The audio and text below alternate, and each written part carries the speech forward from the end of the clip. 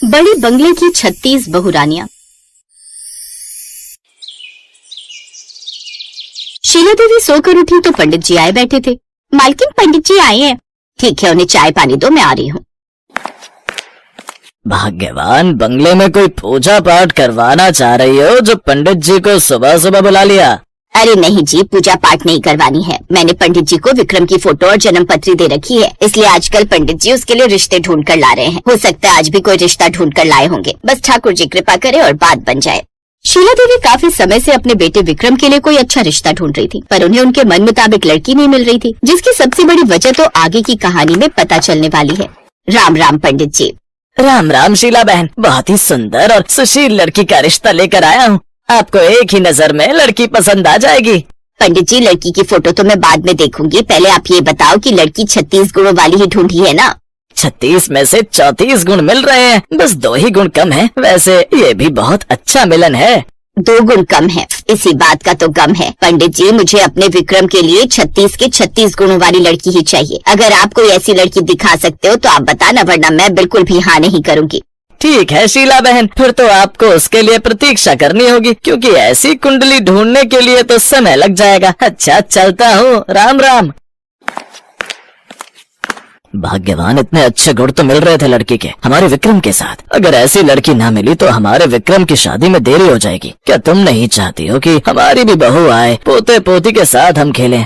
सुंदरलाल गुस्से में अपने कमरे में चले गए। पति की बातें सुनकर शीला देवी के मन में घबराहट होने लगी और उन्हें ऐसा महसूस होने लगा कि कहीं सचमुच विक्रम के लिए 36 गुणों वाली लड़की न मिली तो क्या विक्रम की शादी एक संस्कारी लड़की से नहीं होगी? शीला देवी के मन में ऐसी बातें पहले नहीं आती थी, पर जब से वो अपनी सहेली कल्याणी के घर से लौटी थी तब से उन्हें इस बात का वहम हो गया था कि अगर कुंडली में 36 गुण नहीं मिलते तो पति पत्नी के बीच कलेश होते हैं, घर में सुख शांति नहीं रहती। इसी वजह से शीला देवी के मन में ये बात घर कर गई और उन्होंने ठान लिया कि अब वो अपने बेटे की शादी 36 गुणों वाली लड़की से ही करवाएंगी। शीला देवी ठाकुर जी को बहुत मानती थी। शीला देवी ने प्रण किया कि जब तक ठाकुर जी उनकी ये इच्छा पूरी नहीं करते तब तक वो अन्न जल ग्रहण नहीं करेंगी। घर में सबने समझाने की बहुत कोशिश की, पर शीला देवी नहीं मानी। माँ, मेरी शादी करवाने के चक्कर में तुम अपनी सेहत से खिलवाड़ क्यों कर रही हो? अरे छोड़ो ये 36 गुणों की बातें, मैं तुम्हें ऐसा भूखा प्यासा नहीं देख सकता। खा लो माँ। जब तक ठाकुर जी मेरी पुकार नहीं सुनेंगे मैं अन्न का एक निवाला भी नहीं खाऊंगी और पानी का एक घूंट भी नहीं पीऊंगी। शीला देवी ने जब ये व्रत रखा तो पूरे बंगले का माहौल बदल गया।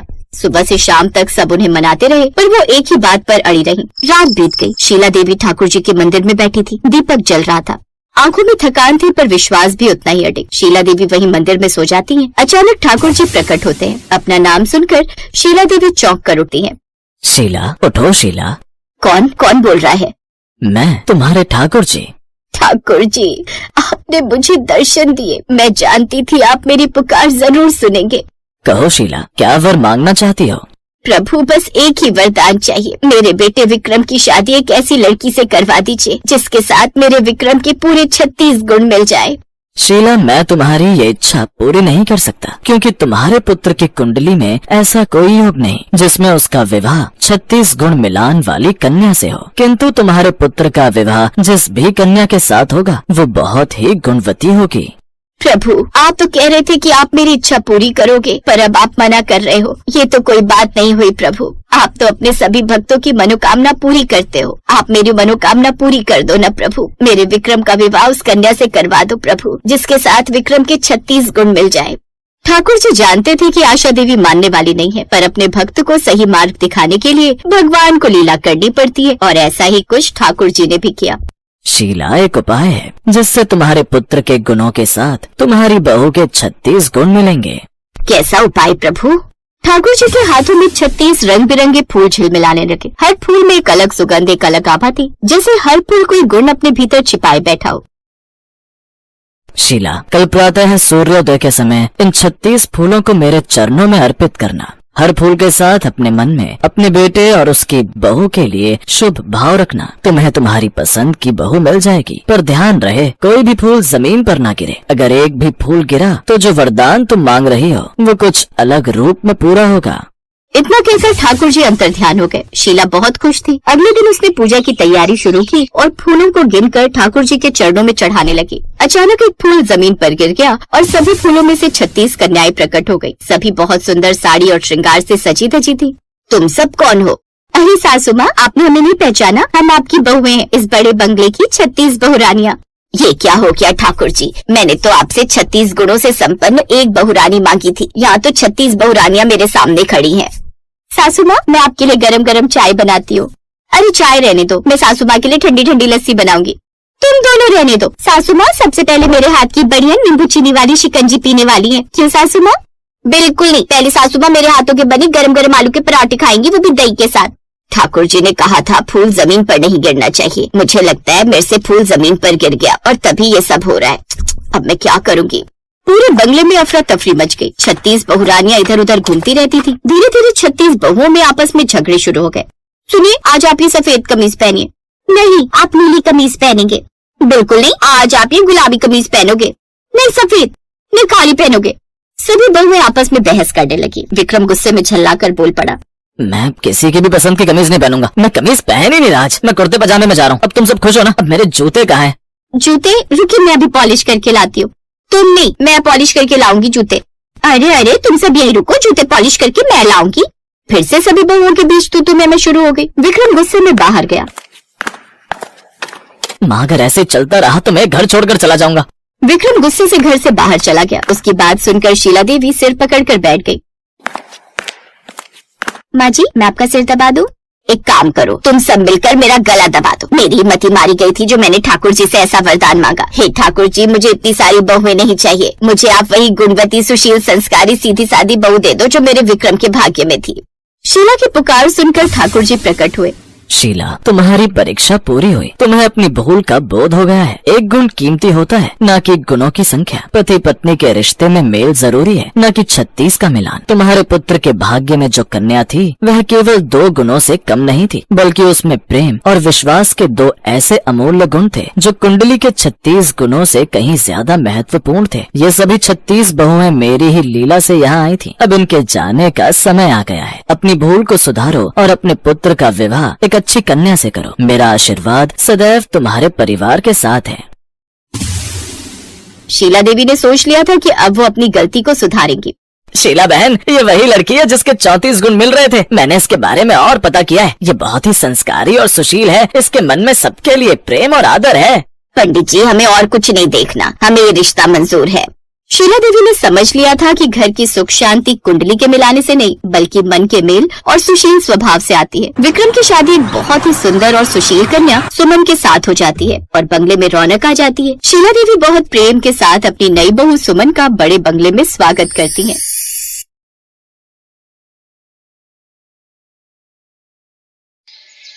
आज सुमित्रा बहुत खुश थी, और वो होती भी क्यों नहीं। आखिर उसका बेटा उसके लिए बहू जो ला रहा था। अपनी माँ को इतना खुश देखकर सुमित्रा की पड़ोसन सुमित्रा से कहती है, बहन, इतना खुश होने की जरूरत नहीं है। तेरा बेटा लव मैरिज करके इस घर में बड़े घर की बहू ला रहा है, और बड़े घर की जितनी भी लड़कियाँ होती हैं वो सारी घमंडी होती हैं। अरे बहन, तो क्या हुआ अगर वो बड़े घर से आ रही है तो? अरे आखिर हमारा घर छोटा थोड़ी ना है। हमारा घर घर नहीं बल्कि बंगला है, बंगला। और वो इतने बड़े बंगले की इकलौती बहू रानी होगी। और मैं जानती हूँ, मेरी बहू दिखने में जितनी सुंदर है उतना ही अच्छा उसका स्वभाव भी होगा। हाँ आंटी जी, माँ बिल्कुल ठीक कह रही है। अरे मेरी भाभी भाभी के रूप में नहीं बल्कि माँ के रूप में आ रही है। भैया भले ही लव मैरिज कर रहा है, लेकिन मैं जानती हूँ कि मेरी भाभी बहुत अच्छी होगी। अगर ऐसी बात है नंदिनी तो बहुत अच्छी बात है। भगवान करे तुझे और तेरी माँ को ऐसी बहू मिले जो इस बंगले को बंगला नहीं बल्कि घर बना कर रखे। क्योंकि भले ही बंगले ऊंचे और शानदार दिखते हैं, लेकिन कई बार उन बंगलों में खुशियाँ नहीं होती। इस तरह वो सब आपस में बात कर रहे थे कि तभी बाहर ढोल और नगाड़ों की आवाज आती है, और उस आवाज को सुनकर सुमित्रा खुश होकर तुरंत किचन में जाती है और वहाँ से आरती की थाली लिए दरवाजे पर पहुँच जाती है। और वो अपनी बहू नेहा और बेटे रवि की आरती उतारकर अपनी बहू से कहती है, बहू, अपने दाहिने पैर से इस कलश को गिराकर घर में प्रवेश कर। माफ करना माँ जी, बहुत गर्मी लग रही थी इसलिए मैंने अपना घूंघट हटाया, और अगर मैं इस कलश को अपने दाहिने पैर से गिराऊंगी तो अन्न को लात लगेगी, और मैं नहीं चाहती कि मैं अनाज को लात मारूं और अन्न का अपमान करूं। नेहा के मुंह से ये बात सुनकर मानो सुमित्रा खुशी से फूले नहीं समाती, और वो अपनी बहू से कहती है, लेकिन बहू, ये तो रिवाज है और इस रिवाज को करना ही पड़ेगा। इतने अच्छे संस्कार देख सुमित्रा की पड़ोसन का मुंह बंद हो जाता है। और देख लिया बहन, बड़े घर की बेटी के संस्कार। अरे अगर मैं खुद की पसंद की लड़की लाती ना तो वो भी इस तरह अनाज का अपमान सहन नहीं करती। लेकिन इसके संस्कार देखो, ये ना तो अनाज को लांग कर घर में आई और ना ही किसी से बदतमीजी करी। इसे कहते हैं संस्कार। हाँ बहन, तू बिल्कुल सही कह रही है। हो सकता है कि मैं गलत हूँ, लेकिन अभी भी इतना ही कहूंगी कि थोड़ा ध्यान रखना। अच्छा, सारी रस्में खत्म हो चुकी है तो मैं अपने घर चलती हूँ। इतना बोलकर पड़ोसन वहाँ से चली जाती है। तो वहीं सुमित्रा के चेहरे पर एक अलग चमक थी। उसे लग रहा था कि उसकी बहू सर्वगुण संपन्न है, पर क्या उसकी बहू सच में सर्वगुण संपन्न थी? ये तो आगे पता चलने वाला था। अगली सुबह जब सभी लोग सोकर उठते हैं तो सुमित्रा देखती है कि अब तक नेहा सोकर नहीं उठी। तभी सुमित्रा नेहा के कमरे में जाती है और उससे बोलती है, बहू रानी, सुबह के 8 बज गए हैं। 9 बजे रवि को ऑफिस जाना होता है। जल्दी से उठकर अपनी पहली रसोई की रस्म पूरी करो। सुमित्रा के बार बार जगाने पर भी नेहा नहीं उठती और ये देख सुमित्रा को थोड़ी हैरानी होती है। हे भगवान, मेरी बहू कोई नींद की गोली खाकर सोई है या फिर शादी के अगले ही दिन स्वर्ग सिधार गई। जो भी है, एक बार इसे हिलाकर देखती हूँ। इतना बोलकर सुमित्रा अब जैसे ही नेहा को हिलाकर उठाने लगती है, तभी नेहा गुस्से में उठकर अपनी सास पर भड़कते हुए कहती है, तुम्हारा दिमाग तो खराब नहीं हो गया ना? अरे ये कौन सा तरीका है जगाने का? बहू, सुबह के 8 बज गए। आज तेरी पहली रसोई है और तू इस तरह अब तक सो रही है। अरे अच्छे संस्कार और घर की बहुएं इतनी देर तक नहीं सोती। और वैसे तू अपनी सास से किस तरह से बात कर रही है? माँ जी, मैं अपने घर में ना सुबह 11 बजे से पहले नहीं उठती थी और आप है कि यहाँ मुझे 8 बजे उठा रही है। अरे अगर आपको अपने बेटे की इतनी परवाह है ना तो एक काम करो, या तो खुद सुबह का ब्रेकफास्ट बना लो या फिर किसी नौकर को रख लो, क्योंकि मैं इस घर में इस तरह काम नहीं कर सकती। अरे मैं बड़े घर की इकलौती बहुरानी जो हूँ, और वैसे भी आपका बेटा अपने लिए पत्नी और इस घर के लिए बहू लाया है, ना कि नौकरानी। अगर आपको नौकरानी वाला काम करवाना है तो चुपचाप इस घर में मेड लगवा दीजिए। सुमित्रा के आगे जो पिछली रात उसकी बहू थी वो कुछ और थी, लेकिन आज सुबह उसकी बहू का रूप बदला हुआ था। ये देखकर सुमित्रा के पैरों तले जमीन खिसक जाती है और वो कुछ ना बोलते हुए किचन में जाती है और चुपचाप सुबह का ब्रेकफास्ट बनाने लगती है। तभी वहाँ नंदिनी आती है और अपनी माँ को इस तरह खाना बनाते देख वो उससे सवाल करती है, माँ ये क्या? आज तो भाभी की पहली रसोई थी ना, फिर वो यहाँ ना होकर उनकी जगह आप क्यों खाना बना रही हो? नंदिनी की बात सुनकर सुमित्रा का गला भर आता है और वो अपनी आवाज को संभालते हुए नंदिनी से कहती है, बेटा नंदिनी, तेरी भाभी बहुत थकी हुई है, इसलिए उसकी आंखें नहीं खुली। जगाने गई थी मैं उसे, लेकिन फिर भी बेचारी उठ नहीं पाई, तो मैंने सोचा कि क्यों ना आज का खाना मैं बना लूं, फिर कभी उससे पहली रसोई करवा लेंगे। नंदिनी अपनी माँ की बात सुनकर चौंक जाती है, पर वो सुमित्रा से कुछ नहीं कहती और वहाँ से चली जाती है। अब जब सभी लोग ब्रेकफास्ट करने आते हैं तो नंदिनी देखती है कि उसकी भाभी बिना नहाए धोए, बिना ब्रश किए खाने की टेबल पर बैठ गई है। ये देख नंदिनी अपनी भाभी नेहा से कहती है, भाभी आप ना तो नहा कर आई और ना ही ब्रश करके। सॉरी, आपको नहीं लगता ये बैड मैनर्स है? माफ करना ननद जी, लेकिन ये बंगला जितना आपका है ना, उससे कहीं ज्यादा मेरा है। इस घर में जो मैं चाहूंगी वही होगा। और हाँ माँ जी, मैंने आपको कहा था ना इस घर में एक मेड रखवा लो। बेकार में क्यों अपनी मेहनत बढ़ा रही हो? आपका बूढ़ा शरीर है, बूढ़ी हड्डियां हैं, अगर चटक गई तो लेने की देनी हो जाएगी। नेहा के मुंह से ऐसी बातें सुनकर अब नंदिनी भी हैरान हो चुकी थी और तभी नंदिनी कहती है, माफ करना भाभी, लेकिन अगर आप अमीर घर से आई हैं तो ये मत भूलो कि हम भी अमीर घराने के लोग हैं। और रही बात नौकर नौकरानी की, तो हमारे घर नौकर नौकरानी पहले से लगे हुए थे, लेकिन उन्हें भी कुछ काम आ सकता है। हर कोई आपके लिए अवेलेबल नहीं हो सकता है। देख रहे हो रवि अपनी बहन को किस तरह कैची की तरह अपनी जुबान कचर कचर चला रही है। नेहा की बात का रवि भी कोई जवाब नहीं देता और चुपचाप ब्रेकफास्ट करके वहाँ से ऑफिस चला जाता है। समय गुजरता है और गुजरते समय के साथ नेहा ने अब तक अपनी पहली रसोई नहीं की थी। ऐसे ही एक शाम सुमित्रा अपनी बहू के पास जाती है और उससे कहती है, बहू दरअसल आज मेरी तबीयत खराब है और तुम तो जानती हो कि इस घर के नौकर अपने घर गए हुए हैं। एक काम करो, आज का खाना तुम बना लो, जैसे ही आराम मिलेगा वैसे ही मैं खाना बना लूंगी।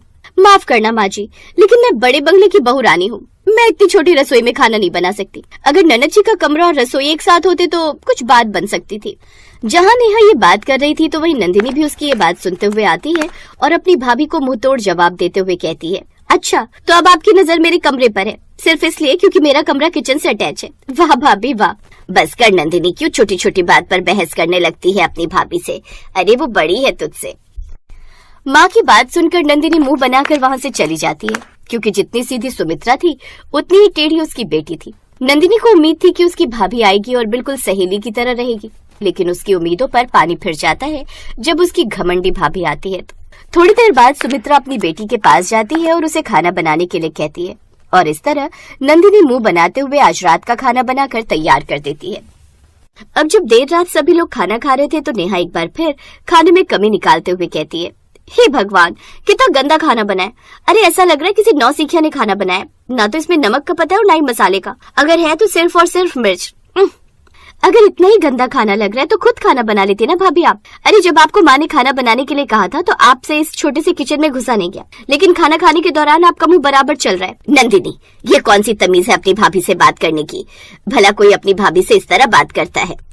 माफ करना माँ, लेकिन अगर आप अपने नए रिश्ते को इसी तरह हवा देती रही ना तो आपके पुराने रिश्ते खोखले हो जाएंगे। और इस घर में जो हर वक्त ये गाना गाती रहती है, बड़े बंगले की बहुरानी हूँ, अरे उस बहुरानी को तो कुछ बनाना आता ही नहीं। इस बंगले की ये बहुरानी नहीं बल्कि बड़े बंगले की घमंडी बहुरानी है, जिसे ना तो अपनी सास से बात करने का सलीका और ना ही ननद से पेश आने का तरीका। ये तो बस 4 लोगों के आगे अच्छा दिखने का नाटक करती है ताकि बाहर के 4 लोग इन्हें अच्छा कहें और हमें बुरा। देख रहे हो रवि, तुम किस तरह तुम्हारी बहन बात कर रही है मुझसे। नंदिनी बिल्कुल सही कह रही है नेहा। जब से तुम इस घर में आई हो तब से कोई ना कोई कमी निकाली जा रही हो। माना कि तुम अमीर घर से आई हो, लेकिन गरीब हम भी नहीं। अगर तुम बड़े घर की बेटी हो तो तुम अब बड़े बंगले की बहू भी हो। तुम्हें एक वेल एजुकेटेड एंड सेटल्ड लड़का मिला है, लेकिन तुम सिर्फ और सिर्फ अपने घमंड में रहती हो। देखो नेहा, अगर तुम्हें इस घर में रहना है तो तुम्हें एक संस्कारी बहू बनकर रहना पड़ेगा, और अगर तुम इस तरह घमंड में रहोगी तो दरवाजे खुले हैं तुम्हारे लिए। जा सकती हो तुम यहाँ से। रवि की बात सुनकर अब नेहा को ये एहसास होता है कि शायद उसने कुछ ज्यादा ही कर दिया है, क्योंकि नेहा रवि से बहुत प्यार करती थी और वो उससे दूर नहीं होना चाहती थी। इसलिए अब वो अपने नेचर में बदलाव लाती है और सभी से माफी मांगती है। धीरे धीरे वो अपने ससुराल में एडजस्ट हो जाती है और अब वो सभी के साथ बड़े ही प्यार से रहने लगती है।